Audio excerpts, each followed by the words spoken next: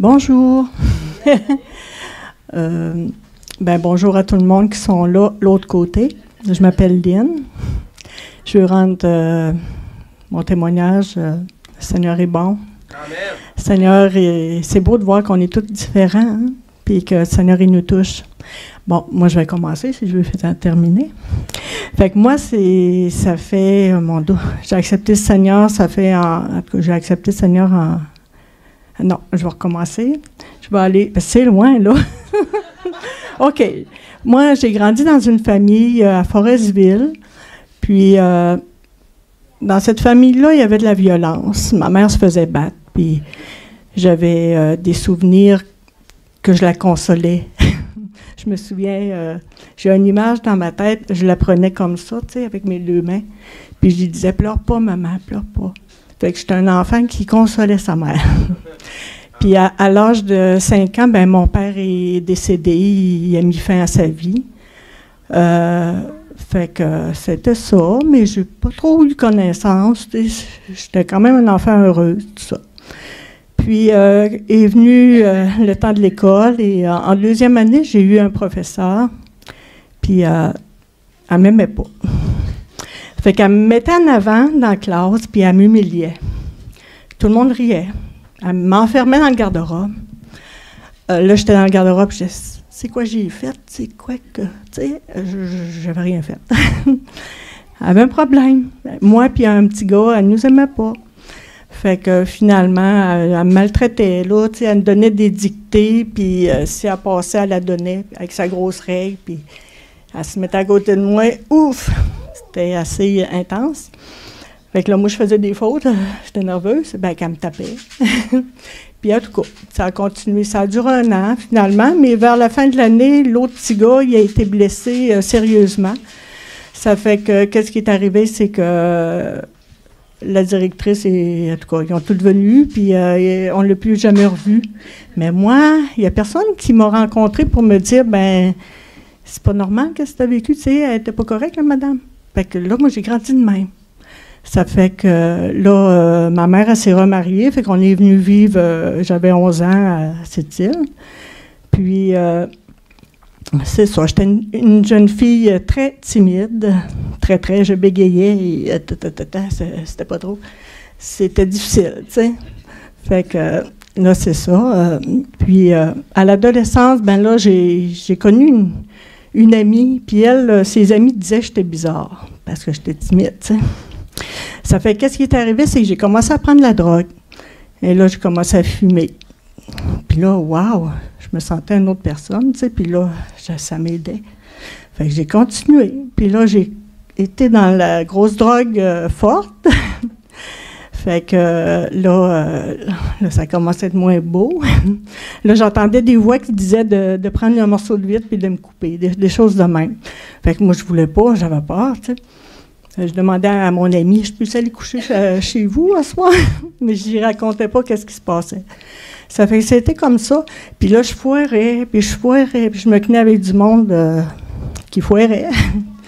Ça fait que là, finalement, j'ai vécu quelque chose de particulier à 15 ans. C'est qu'à un moment donné, je me suis levée dans l'après-midi et j'ai descendu en bas de la ville, j'étais allée à l'église catholique. Et là, j'étais allée écouter le message. Et quand j'ai sorti de là, j'ai rencontré une de mes amies, on marchait sur le trottoir, et là, j'étais remplie d'amour, mais remplie. Je rencontrais les gens, j'avais le goût de les prendre dans mes bras, je les aimais. Fait qu'à un moment donné, on s'est assis sur le trottoir, sur le bord du trottoir, puis j'ai eu une vision. J'ai vu un chemin étroit, puis j'ai vu une silhouette qui était toute illuminée. Puis plus je marchais dans ce chemin-là, plus j'étais remplie de joie. Mais cette joie-là, je ne la connaissais pas. Ça fait que là, je suis revenue à moi, je l'ai dit à ma chum, je lui ai dit « Hey, as-tu vu ce que j'ai vu? » Ah, non, c'est quoi t'as vu? Là, j'ai raconté. Puis là, en tout cas, mais ça n'a pas changé ma vie, là, pour autant. J'ai continué encore à prendre la drogue, puis tout ça. Puis là, à un moment donné, il y a comme un mauvais esprit qui a voulu rentrer en moi. Puis là, j'ai eu peur. Je ne voulais pas. Il n'a pas rentré. Mais j'ai arrêté toute drogue forte, puis là, j'ai continué à fumer. Fait que là, à un moment donné, c'est ça. Là, j'ai eu une peine d'amour. Fait que je suis allée rester à Bécomo chez ma sœur parce que je voulais plus vivre ici parce que je trouvais ça trop dur. Fait que là, c'est là que j'ai continué à sortir dans les bars, tout ça. Puis j'ai connu un gars, il était dans les Rose-Croix. Fait que lui, il m'avait communiqué un don de guérison qui n'était pas de Dieu, en passant. Le Seigneur me l'a montré. Je l'ai abandonné. Mais à travers ce qu'il m'avait dit, il recherche dans l'univers. En tout cas, je n'ai pas tout compris, mais le soir, quand je me suis couchée, j'avais les yeux fermés. Puis, c'est comme si je cherchais dans l'univers. J'ai dit, s'il y a quelqu'un, faites quoi? J'en peux plus, t'sais. Parce que j'avais comme pas le goût de vivre, puis j'essayais de me faire des buts. Puis c'était comme des cordes, tu sais. Non, j'essayais de me faire un but, puis ouf, je m'enlissais. Il n'y avait vraiment rien là, qui m'aidait. Fait que là, à ce moment-là, c'est ça. Là, à un moment donné, j'ai tombé enceinte. Fait que ça m'a aidé parce que là, j'avais un but. Fait que j'ai eu un petit garçon. Puis on a passé au feu, en tout cas 15 jours après, je suis revenue dans un état assez déprimant. Là. Puis après ça, mon frère m'avait présenté une femme, fait que j'allais la visiter, puis elle lisait un Nouveau Testament. Puis elle m'avait prêté un livre, c'était « L'agonie de notre vieille planète ». Puis ça parle sur les prophéties bibliques, en Israël, bien sûr. Puis là, moi, je ne croyais pas en Dieu. Ça fait que là, à un moment donné, je suis en train de faire « Ah, merci ». Amen. Amen.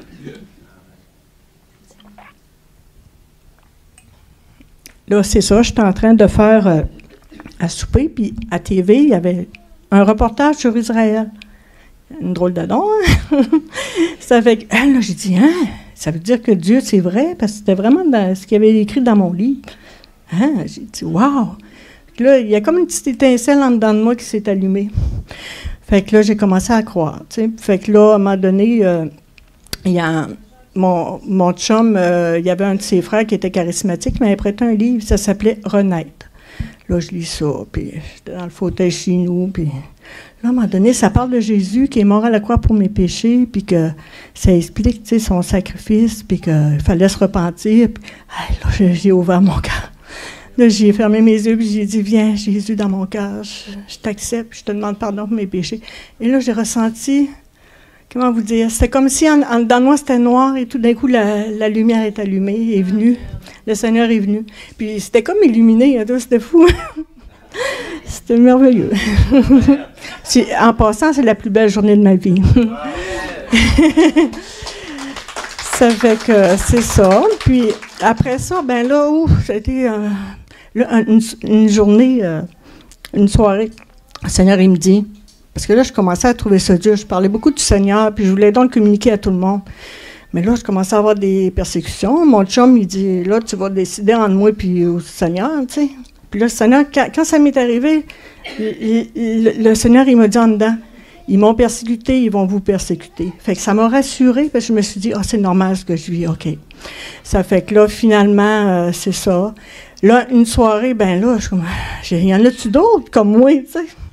Ça fait que là, finalement, le Seigneur, il m'a dit, lève-toi, va au Clémenceau. Pour les plus vieilles, ils savent c'est qui. Ça fait que je me lève, je m'en vais au Clémenceau et je rencontre un gars que j'avais déjà connu dans le monde. Et il y avait un petit livre, L'Éternel à mon berger. Et moi, j'avais été m'acheter une Bible avant, là, j'ai oublié, à la librairie à Place de Ville. Puis j'avais l'impression d'un gros trésor, tu sais. J'avais commencé à lire, puis ça. Fait que quand j'ai vu son livre, j'ai dit, c'est la Bible, ça? Fait que là, lui, il me chantait des louanges dans les oreilles, c'était beau. Puis il m'a invité à aller à une réunion de prière. Ce qui est drôle, là, c'est que la maison, à la réunion de prière, c'était ici où le bâtiment est.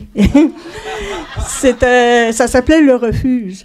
Fait que moi, j'arrive là, puis wow! Hein. Il m'a dit, je t'avertis, je ne serai pas là, par exemple. Moi, je vais être à Port-Cartier. C'est pas grave, y aller. Fait que je suis allée, puis je rentre là, je connais personne, mais je me sens chez nous, tu sais. Wow, Seigneur, tu sais, je me sens bien. Puis, ça priait bien, puis wow, tu sais. C'était juste du wow. J'étais bénie. Fait que c'est ça. Puis, Là, c'est ça. Là, je vivais... j'étais pas mariée, tu sais, puis j'avais des convictions de péché quand j'avais des relations. Alors, là, j'ai dit, Seigneur, il faut que tu fasses de quoi? Hein? Fait que là, j'ai demandé à la personne avec qui j'étais, ben on se marie, tu sais. Ben il voulait pas. Fait que là, j'ai prié pendant un mois, puis le Seigneur m'a montré de partir. J'avais quand même un enfant, tout ça. Puis le Seigneur a pourvu à tous mes besoins pour mon appartement, tous mes meubles. Le Seigneur a pourvu pour 2 gardiennes qui restaient à côté, qui sont converties, eux autres aussi. Le Seigneur était bon. Il est encore bon. Ça fait que c'est ça. J'ai commencé à aller à l'église, puis à fréquenter des frères et sœurs. Puis c'était vraiment dans un temps de réveil, parce que quand j'ai eu mon baptême, on était 22. Fait qu'on avait fait ça au centre de, je pense que ça m'a écouté. Pas à Jean du Nord. C'était le 7 mai, je m'en souviens. Mais par contre, quand j'ai accepté Seigneur, c'était en avril, puis je me souviens pas de la date, malheureusement. Puis le baptême du Saint-Esprit, c'était pendant une réunion de prière, tout le monde priait en langue, et flou, j'ai même pas eu le temps de le désirer.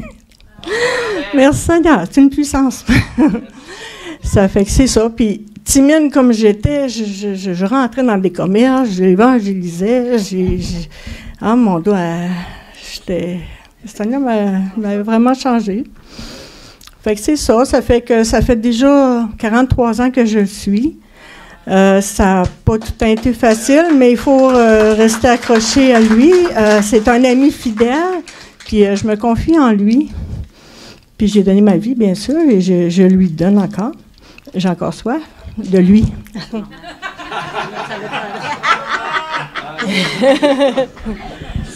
Ça fait que j'aurais beaucoup de choses à vous dire que le Seigneur a fait dans ma vie, parce que j'ai vraiment eu une guérison face à mon passé, mais je vais pouvoir le partager à un moment donné.